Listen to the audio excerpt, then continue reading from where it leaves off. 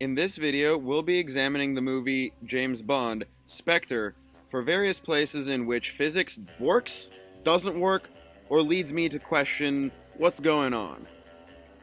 In this section, we'll go over places in the movie where physics are well supported by the action. This clip here shows us a great example of Newton's second law and of kinematics.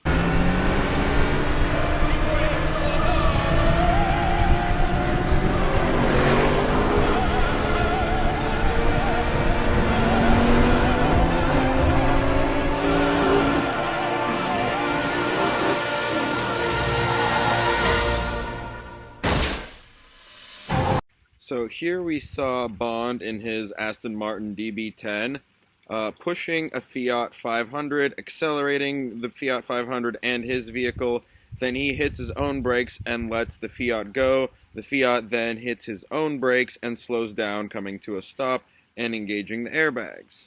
To show how this ties to Newton's laws and kinematics, let's calculate net forces and acceleration. What do we know so far? Well, we know that at 2 seconds in the clip, we were going 32 kilometers per hour. At 7 seconds, we were going 78 kilometers per hour. That means over a course of 5 seconds, the total change in velocity was 46 kilometers per hour. Then we can use kinematics to figure out exactly what our acceleration is. We also know the two cars were accelerating for a total of 11 seconds until Bond hit his brakes. Using this number and our initial velocity as well as our calculated acceleration, we can calculate our final velocity. Using the final velocity of 133.2 kilometers an hour that we calculated earlier, we can now infer the acceleration of the Fiat coming to a stop. Now that we know the rates of acceleration of both the cars together and just the Fiat, let's calculate some net forces. The Aston Martin DB10 has a mass of 1,550 kilograms, and the mass of a new Fiat 500 is about 1,073 kilograms. Here, we use the combined mass of the two cars, as well as their acceleration, to find the net force being applied to the system by Bond's engine. Here, on the other hand, we use just the mass of the Fiat, as well as our calculated deceleration, to determine how much force is being applied by the road onto the Fiat's tires to bring it to a stop. And thus, Newton's second law. The net force on an object is equal to the mass of the object times the acceleration. In this clip, we again see Newton's second law, as well as elasticity, saving Bond's life, spreading out the force of a fall across the net and the bolts in the wall, instead of applying all of the force directly back into his body. Do you trust me? Do I have a choice? Not anymore.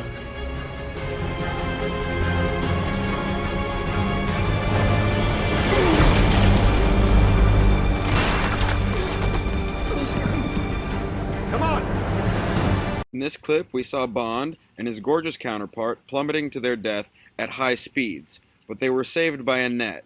The net spread out the force of their fall, and courtesy of elasticity, instead of all of the force being applied back to Bond and his girl all at once, the strings stretched, absorbing some of the force, and the bolts in the wall also broke out, absorbing some of the force, leaving Bond and his girl completely unscathed. The principle is actually quite simple. Momentum is conserved when two masses interact. How did this crazy Red Bull daredevil survive a fall from 30,000 feet out of an airplane with no parachute? Same idea. Two nice and stretchy nets on 4 very flexible poles distributed the load and saved his life. Here's another crazy example of forces at work.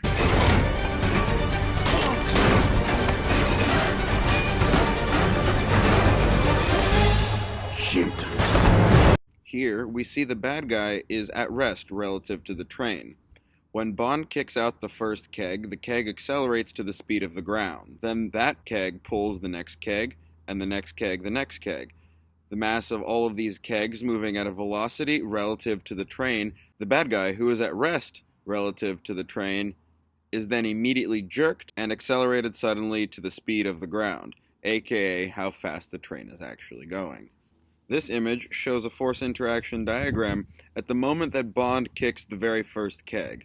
Although this image should actually be split into 3 separate diagrams, one for Bond, one for the bad guy and one for the stack of kegs. I've gone ahead and combined them so we have a good visual of the overall system.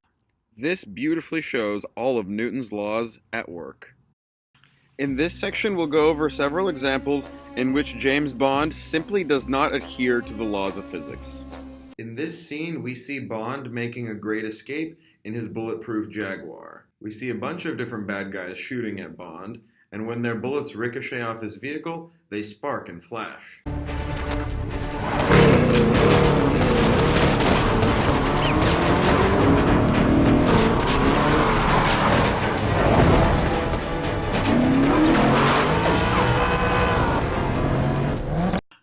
What the movie implies is that a spark is released when kinetic energy is being transferred from the bullet to the surface of the car. This doesn't really happen unless the car is made of flint and the bullet's made of steel, or other way around. Either way, it's not the case. But there are actually two types of ammunition that do spark upon impact. These are called incendiary or explosive bullets and tracer or burning bullets. The reason the physics in this scene simply doesn't work is because the explosions and sparks caused by the bullets impacting the car do not in any way reflect the way that incendiary or tracer rounds actually explode. Incendiaries contain high explosives and give off a huge flash with random sparks, while the tracer rounds leave straight lines and usually give off a very colorful, bright spark on impact. In the movie clip, we just see small, subtle flashes and no real tracer lines.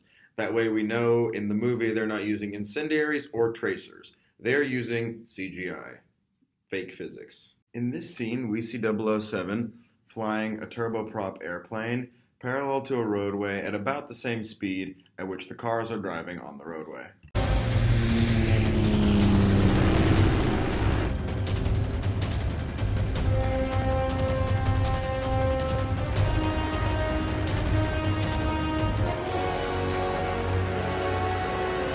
This is impractical, if not impossible, for two particular reasons: the top speed of the car and the bottom speed of the plane. Most manufacturers limit their cars at 155 miles an hour. In this scene, though, we can clearly tell that they're not going nearly that fast. It's a tight, windy mountain road with ice and snow. We can estimate visually that they're going at a speed approximately 60 to 80 miles an hour. The average cruising speed of a single-engine turboprop airplane is about 180 to 200 miles per hour. The minimum speed, or stall speed, for such airplanes is somewhere in the range of 120 miles an hour, plus minus. An airplane wing works by scooping up dense air underneath and having a low-density air pocket above it. This causes lift.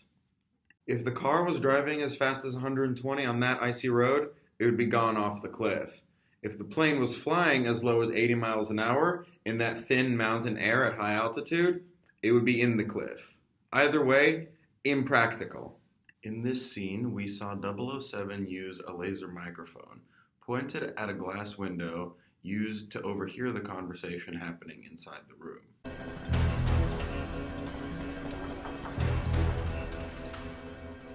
Ben arrivato, signor Schiara. Spero abbia fatto buon viaggio.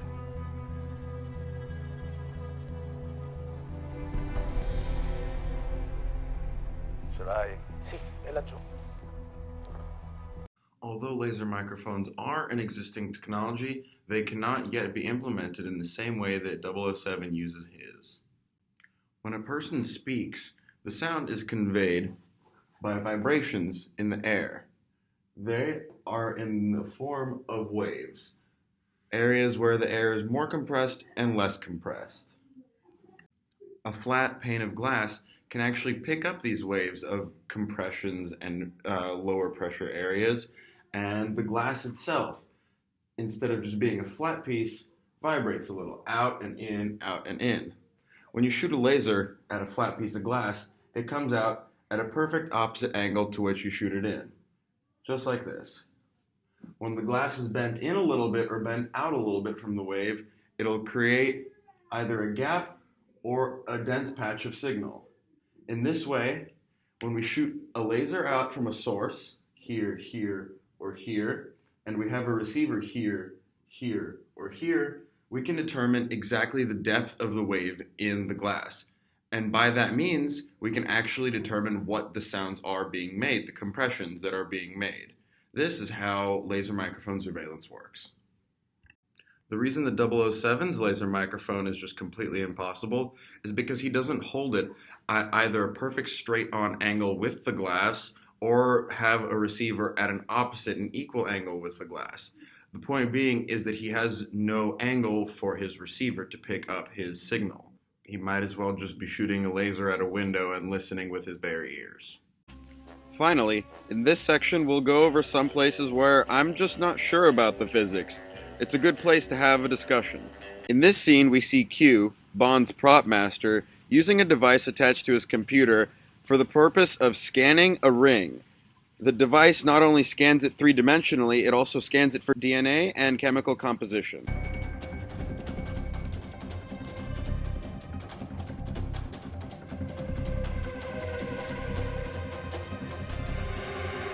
I know we can have micro-sized 3D scanners because the new iPhone X comes with facial recognition that uses exactly that, micro dot point projection to garner a three-dimensional map of your face. I also know that already we have the technology available to use a gas chromatograph mass spectrometer to determine the composition of any material. And anyone who's seen those commercials from Ancestry.com can tell you we're obviously capable of analyzing DNA to some extent. Although each individual aspect of Q's awesome scanner exists, as a GCMS, DNA sequencer, and 3D analyzer, what stumped me was, is it possible to fit all of that into such a small space?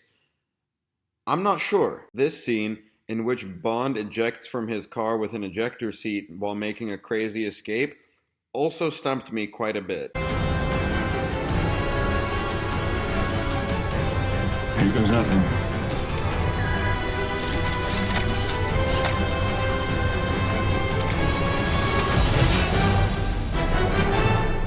What bothered me the most was the timing of his ejection, as well as the speed at which he ejected from his vehicle. According to the Goodrich Corporation, an ejector seat ejects from a vehicle in about half a second. In that half a second time, the seat is lifted between 100 and 200 feet in the air at a rate of about 15 meters per second. If you look at the clip, that does not reflect. He is not going nearly as high or nearly as fast. It takes him almost a full 2 seconds to reach the same height that they describe. Also, Bond's ejection angle doesn't seem quite on line with what is normally done. Maybe his vehicle wasn't just going fast enough. I'm not really sure. Another question or concern of mine that came up while I was reading about ejector seats: how would Bond have survived falling in a river after being exposed just a second before to 20 Gs? 20 G-forces is a lot. It's a shocking amount of force. I don't think you'd be able to get your thoughts together fast enough to swim within a few seconds of ejecting. What do you think? In this scene, we see Bond taking out one of the bad guy's helicopter engines by shooting a bullet right into the exhaust port of the bird.